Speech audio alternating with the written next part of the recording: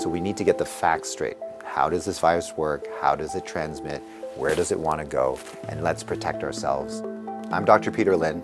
I'm a family physician in Toronto, Canada.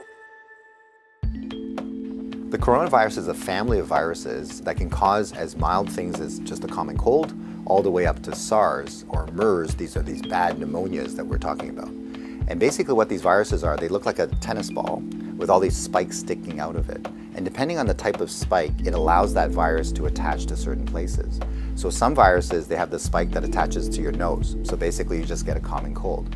But the SARS virus and this new virus that we're talking about has the spike that allows it to attach to the cells in your lung. And when it attaches there, it puts in information to make photocopies of itself. So it uses our equipment to make more viruses. I'm declaring a public health emergency of international concern over the global outbreak of novel coronavirus. Most of the coronaviruses live in animals. In this particular case, it was from Wuhan. There was a fish market where they were selling live animals. And the thought is that the virus was in a live animal, then it crossed into a human.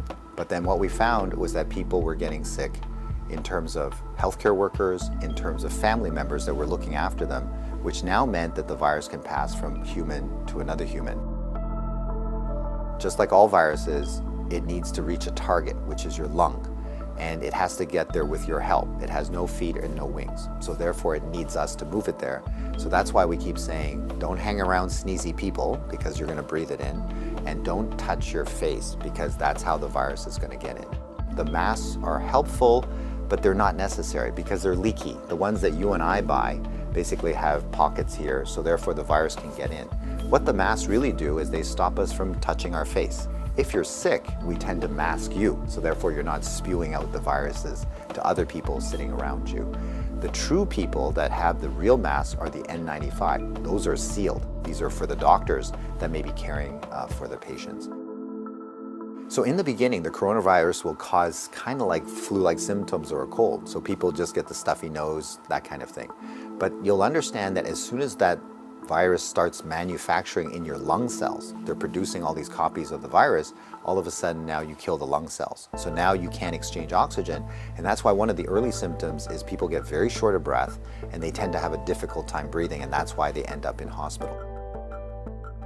So currently, unfortunately, we don't have a direct treatment for the coronavirus. So we don't have a medication that can kill it off.